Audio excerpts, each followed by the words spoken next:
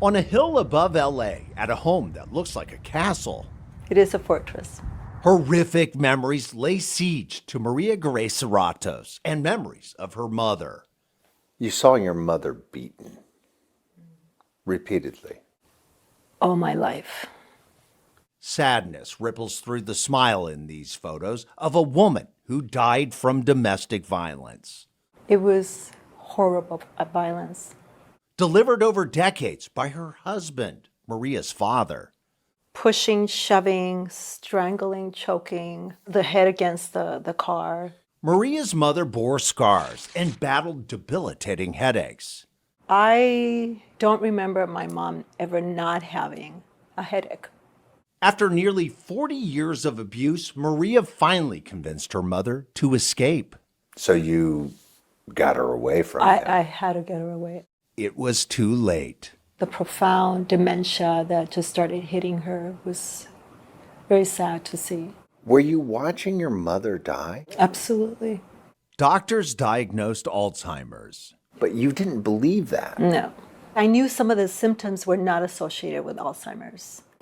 Maria, who has a PhD and master's in social work, suspected chronic traumatic encephalopathy, or CTE, a degenerative and deadly brain disease that afflicts football players, other athletes, and members of the military who suffer repeated blows to their heads. But a CTE diagnosis can only be confirmed by dissecting the brain after death.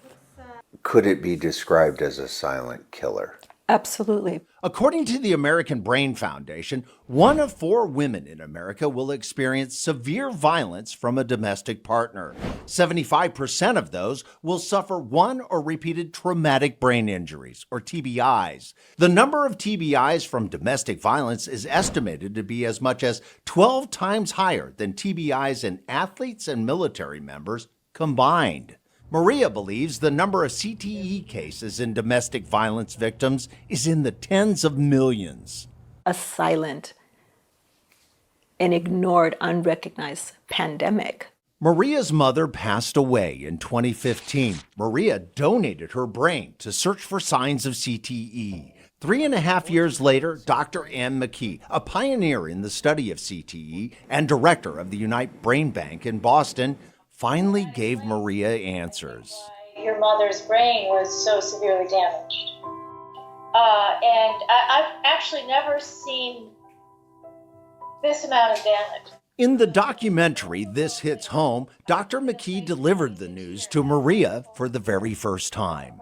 Her brain was just being ruined by those injuries. In addition to massive brain damage and onset of Alzheimer's, Dr. McKee confirmed Maria's mother also suffered from CTE. And she did have chronic traumatic encephalopathy on top of it. It made headlines, the first public case of CTE linked to domestic violence. In an interview at the Brain Bank, Dr. McKee told me more study is needed.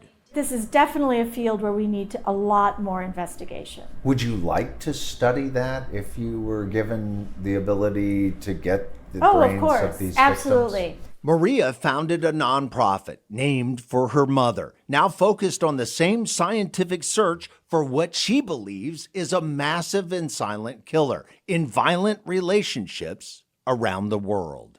My mission is to create a global movement around the issue of domestic violence and head trauma and CTE. Dwayne Pullman, Local 12 News. From breaking news to feel-good stories, Local 12 has it all. Tap subscribe and hit the links to find out more.